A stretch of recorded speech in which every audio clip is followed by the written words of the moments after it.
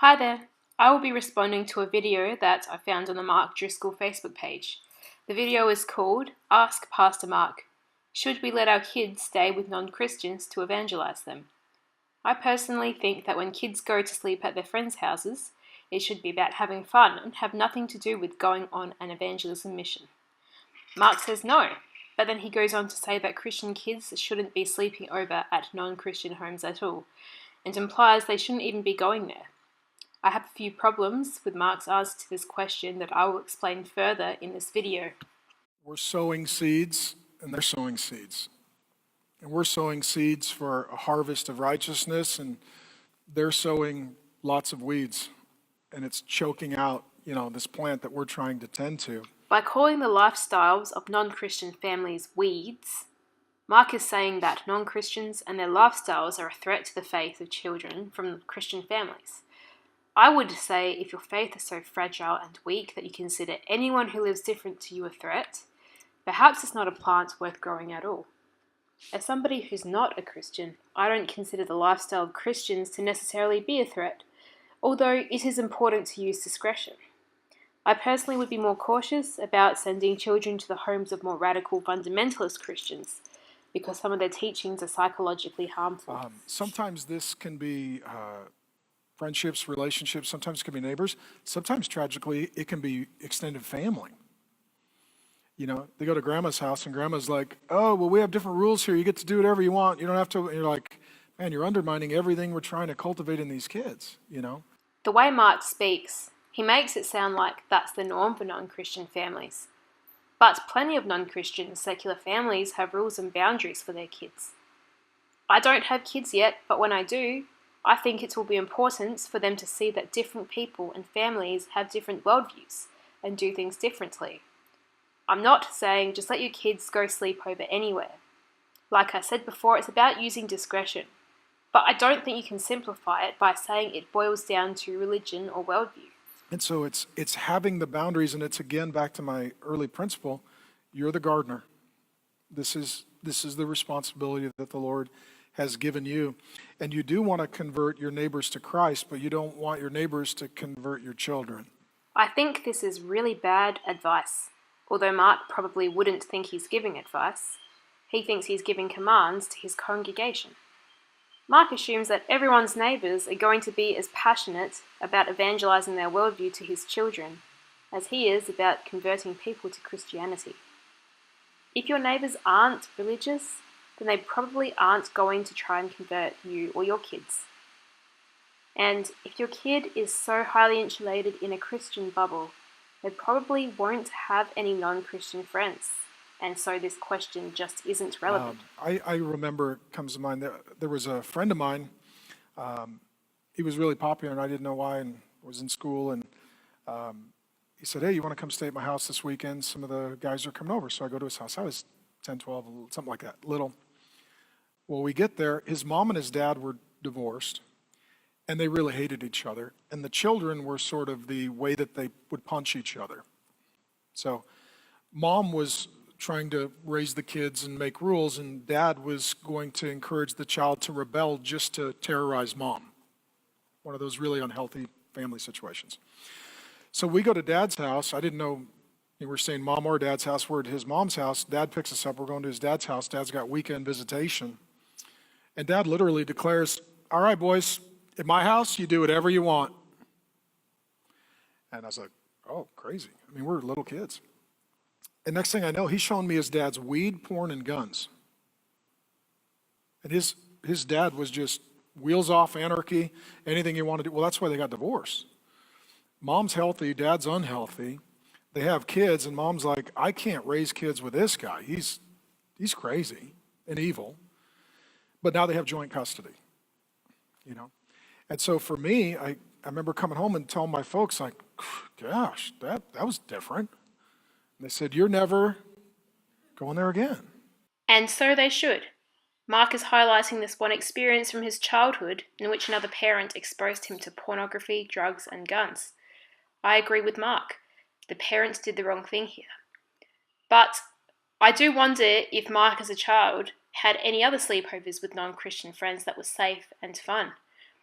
And on the other hand, Perhaps Mark was a lonely child and this was his only experience at a sleepover. Mark is using this one experience to spread fear and make Christians believe that their kids will be exposed to inappropriate and illegal things if they sleep over at a non-Christian friend's home. In my country, exposing a child to drugs, pornography and guns is illegal. So don't use Christianity to claim the upper hand. Because at that age, I'm in harm's way, I'm in danger, I'm surrounded with foolishness.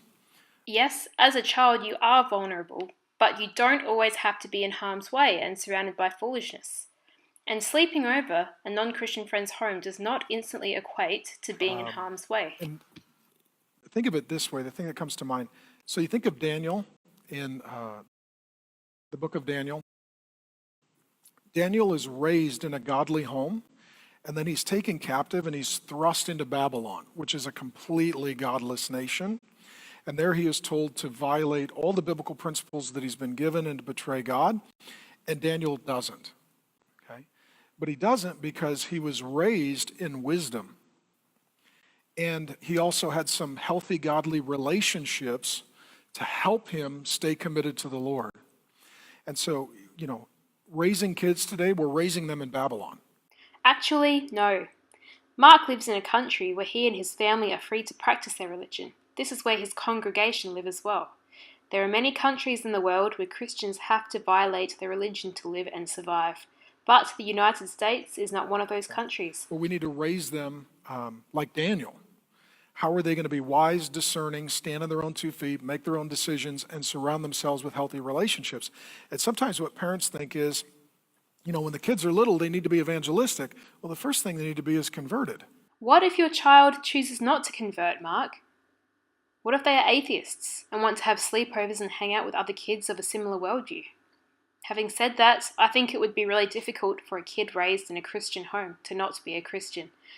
And I think that's the point of this video.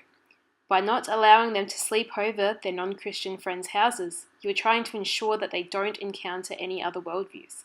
You claim you're protecting them from big evils like drugs and pornography and guns, but actually, you just don't want them not to be Christians. I would not take a 4-year-old and drop them in Africa. I would wait until they were mature and in that season of responsibility. Okay, but you'd drop older kids in Africa? And so my view of education or relationships when the kids are little is the first and primary goal is not evangelistic. I would want to evangelize the parents, and then if they could love the Lord, then they could raise their kids. So I would want to evangelize the parents, and I would want to love the kids, and I'd want to give them a different environment. So I'd invite the kids into our home to experience our culture, but you can't go into their home, into their culture. If my child was allowed to sleep over at their Christian friend's home, but the Christian child was not allowed to sleep over at my home with my kid because their parent didn't agree with my non-Christian lifestyle, then I would probably not be allowing my kid to sleep over at their Christian friend's house.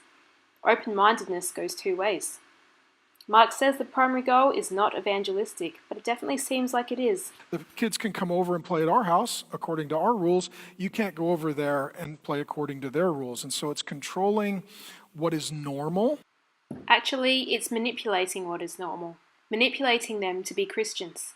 Mark is so worried that they'll experience non-Christian lifestyles and not want to be Christians anymore.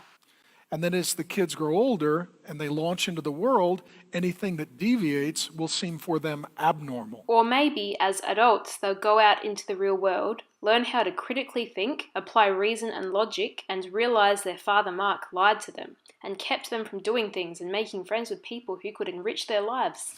When kids are little, they think whatever they're in is normal.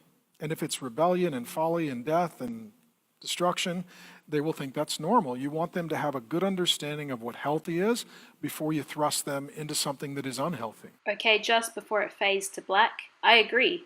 When kids are little, they think that whatever they follow is normal. And I agree that kids and all people should have a good understanding of what healthy is before they are thrust into something unhealthy. But Mark probably means something different from what I mean by that. What I mean is, I have friends who come from stable homes, and as adults, they are social workers who work in disadvantaged communities. So there's an example of having a good understanding of healthy and then going out into an unhealthy environment. but Mark simply means that anyone who disagrees with his worldview is unhealthy. He wants you to shelter your children in Christian environments only. And why would he want you to do that? Because his worldview doesn't stand up underneath logic, reason, and critical thinking. Sometimes when couples match their outfits, it's cute. But these two also have matching extreme beliefs that can cause psychological damage. So no brownie points for that.